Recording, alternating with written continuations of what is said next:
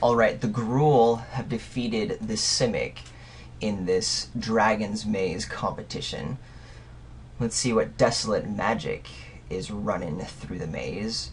I'm not exactly stoked, but I do think on the chooses to play last, so I'm actually on the draw. That means my opponent's pretty slow. We do have a turn 1 and 2, a 3 drop and stuff. This is tough. Yeah, I mean, my deck just wants lands. No, but my opponent's drawing, so I'm fine with knowing that we're all doing a late game thing.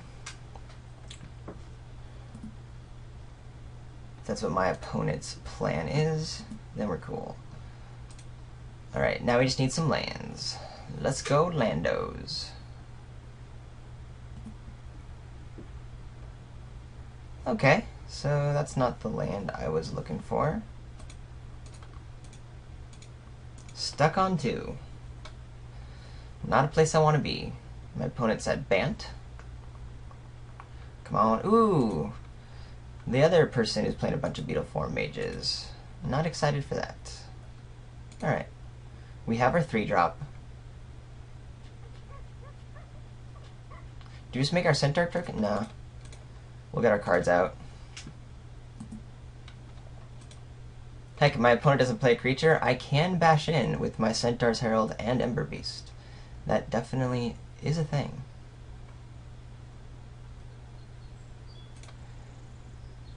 Not pumping? Not attacking. I see. Yeah, my opponent just wants to go late, huh? If I attack with both... I mean, my opponent has a full set here. And with that much mana open, I can just go ahead and pass the turn and just make a Centaur's Herald. I'm cool with that, even though I really want the Bloodfray Giant down. I don't want to run into a random counterspell of some sort, and my opponent seems to be playing fairly control-ish. So yeah, I'm not excited for it, but I'm perfectly fine just passing the turn here. Seeing what my opponent's up to.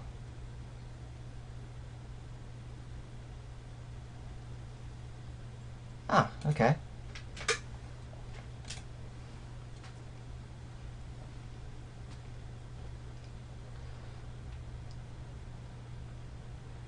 Opponent has a full grip.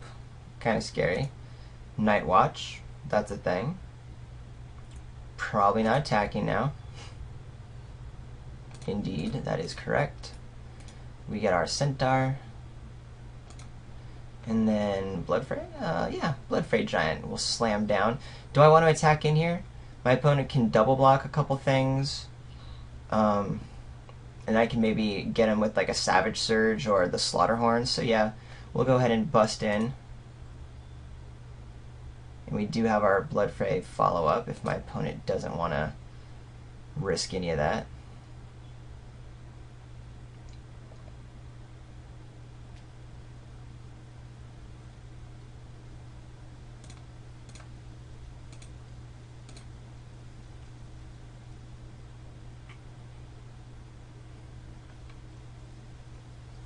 Yes, for sure, those guys.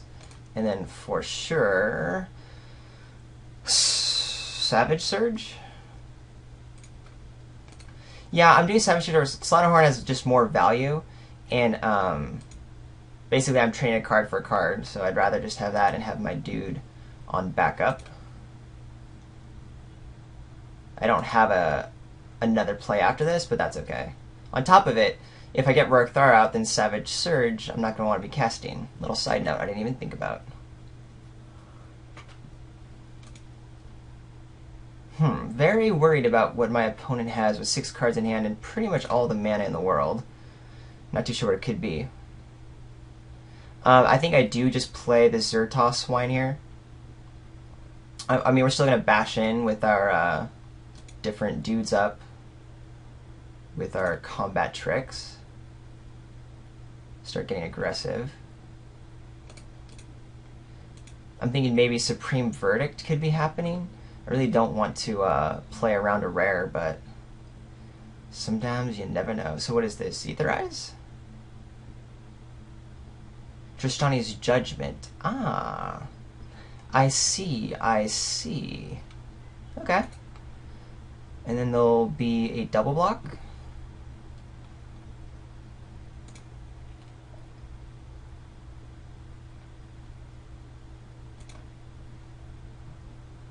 Takes 3. Alright, cool. So 1, 2, 3, 4, 5. Do I want a 5-4 with trample that can't block? Or just want a 5-4?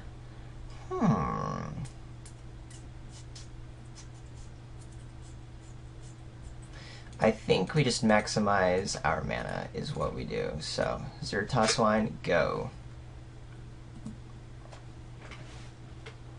In case there happens, to be a reason why we have the Bloodfray Giant and some other spell, I don't see us getting to that much mana, but whatever. There's no argument to do this because Zertaswine has Blood Rush, but we have Slaughterhorn for that at this point. Ooh, Tristani's Summoner. Definitely a hard one to come back from, not gonna lie.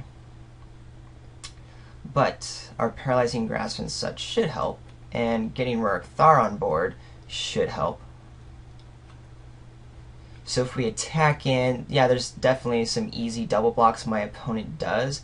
However, we kind of want that to happen so that more power and toughness are left from the board than what we have here, right? Because then once we get Ruric Thar down, we're just going to be able... It'll just give us more options. And I think we want these guys to start trading so that Ruric Thar is better. And who knows, we might even have a Slaughterhorn and a Bloodfray Giant backup if I feel like the blocks that are assigned end up being favorable enough. So we're doing basically 1-for-1 trades, hopefully with some big, getting rid of a Knight, getting rid of a Rhino token. And that means 3, 4, 5, 6 could block Ruric. 3, 4, 5, 6, 7 could block Ruric Thar. But we will have the Slaughterhorn backup for that. So yeah, that's just what we're gonna do. It's exactly what we want to happen here.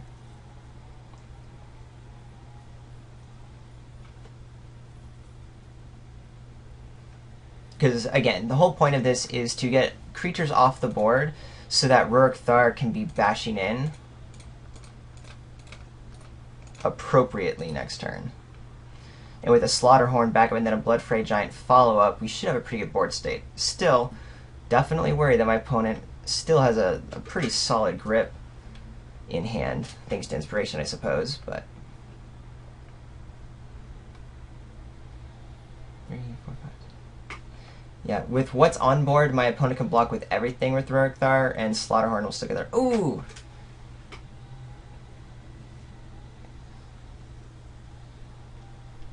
That is a good card. You may have enter the... I mean, that's also about money card, right? Wow. So it's going to be a copy of that. Wow, this is going to be really hard to come back from. And an Azorius Arrestor. Ooh, beating. Alright. So which one's the Progenitor Mimic? This guy? Again, what does it do? Progenitor Mimic. You may have in the back copy of any creature that is games, except at the beginning of your upkeep, this creature isn't a token, which this one isn't. Put a token... Shoot. Put it on the battlefield that's a copy of this creature.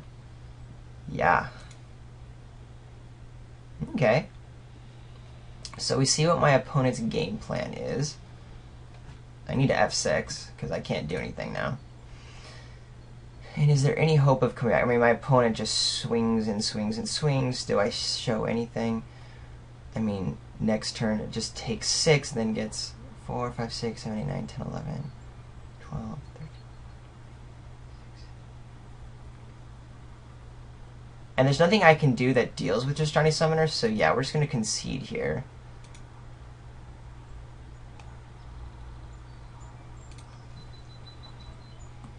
I'm not going to play some of my other cards, even though they're not really play-around cards, but still. Wow, that is interesting. I mean, look at that. Ooh. Bada bing, bada boom, baby.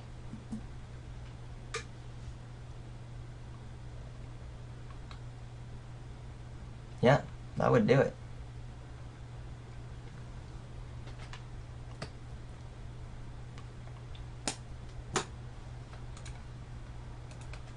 Yeah, we'll block one of the guys. Does that kill me? Puts me down to 1. Oh no, I am dead. There must have been another guy I didn't see attacking. Well, looks like we need to go a little bit aggro on this boy, because if that progenitor mimic, I mean, that was like my opponent's 2 7-drops, so I'm not anticipating that being a regular occurrence.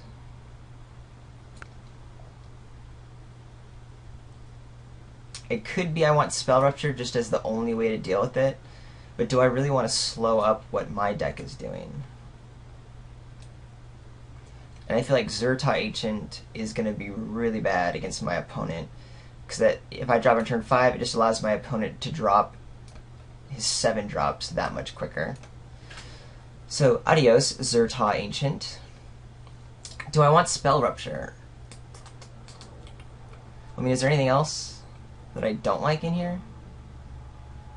Do I want to bring in the Flux Charger? Flux Charger bashes in the air pretty handily.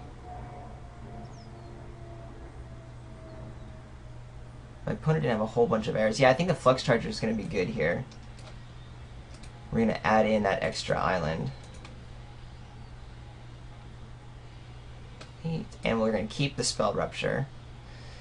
What else do I get rid of? Possibly the tricks. I think the Pursuit of Flight's going to be good. Does Runner Spain do a whole lot? I mean, yeah, it gets rid of my opponent's early drops. We definitely want these guys. We definitely want our big beefy dudes. Does Lobber Crew do a lot? Yeah, Lobber Crew blocks a bunch of what my opponent's does. I'm thinking about getting rid of a Runner's Bane or a Paralyzing Grasp. Since what my opponent is doing is just trying to, like, I mean, there's a bunch of 2s and 3s, so those do matter, for sure.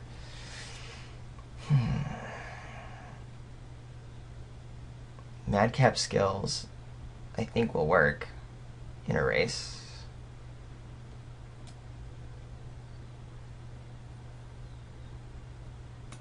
I think Weapon Surge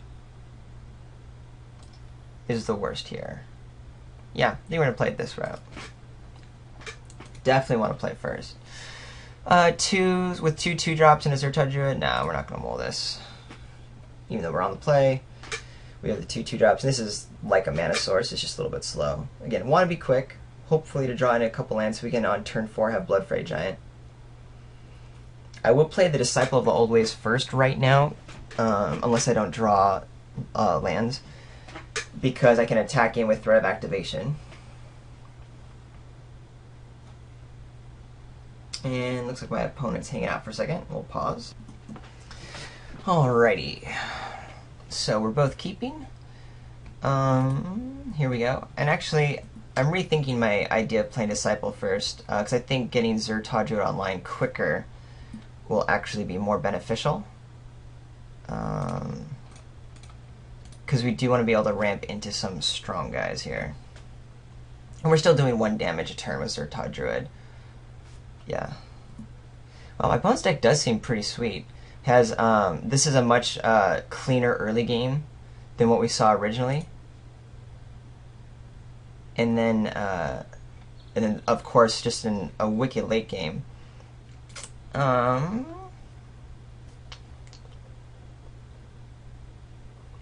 I think we tap 2 for Disciple here, and then keep up our first strike. Okay.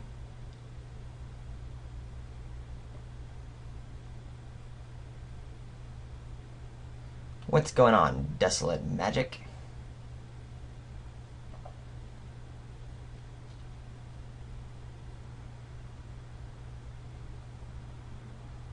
This Nullian Fire will be good. If we ever get there. Cool. That'll hold back the Shamble Shark, keeping on an Evolve.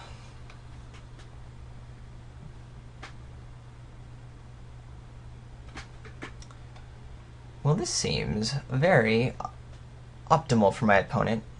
1, 2, 3 drop into the 3 colors. So that's a pretty awesome hand there.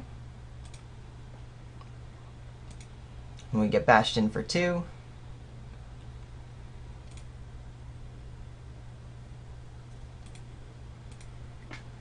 Alright, so I think we need a land here in order to have some hope of getting out of this. Ugh, Cluestone is the worst kind of land. Alternatively, we could go ahead and play a Pursuit of Flight, which seems really bad. What, Pursuit of Flight the Disciple? We'll have a 4/4, just double blocks, because we won't have that. Yeah, looks like we're just going ahead. Do we just bash in? The problem is if we bash in... I mean, we're not going to be able to block with the Disciple anyway, so yeah, we're bashing in. My opponent does not know that, so we'll hopefully get 2 points of damage in. Yeah, and that was a smart move on my opponent's part.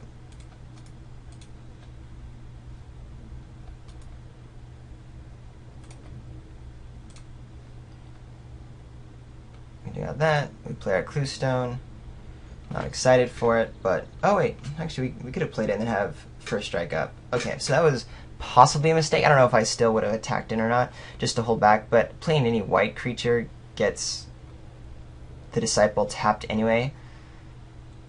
And I think we wanted to go ahead and keep it online no matter what, or try to get that damage in no matter what. The race is on, and we're losing it.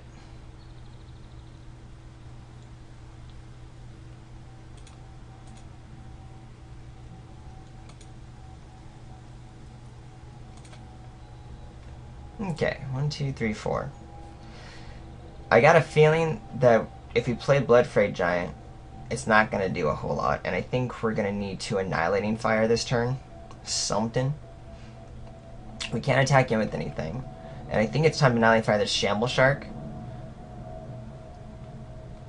I'm not a fan of doing this, but, I mean, just having a 4/3 on board is okay, because it does do some kind of blocking. But then, if the Shamble Shark gets one more Evolve trigger, we're kind of SOL, as it were. And we're still on a 3-turn clock.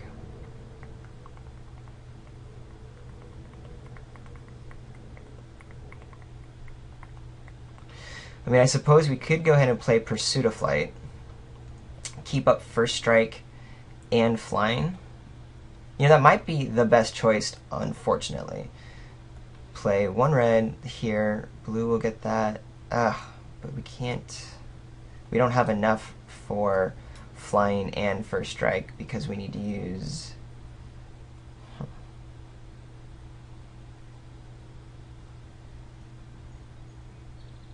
This is a tough choice. Yeah, I think unfortunately what I have to do is play Pursuit of Flight on my Disciple of the Old Ways, which is what I'm doing, because I need to just find a way to like slow this down. I'm still not optimistic. My game plan was not to be the one trying to catch up and control the board, because I'm pretty sure my opponent, once it gets to 7 mana, is going to be able to do that just fine. But unfortunately, where we're at right now, this is all I can do. 1 bounce or 1 removal or 1 combat trick just obliterates anyway. And that could be the game in pretty short. Yeah, an Arrestor.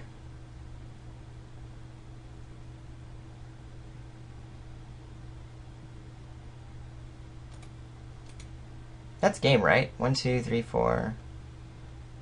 Yeah, that's the game. That Arrestor just gets it. Yeah, my deck's super sweet. Sweet deck. For sure.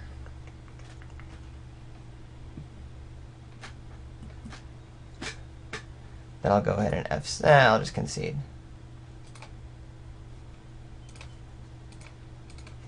It happens. It definitely happens. Good luck.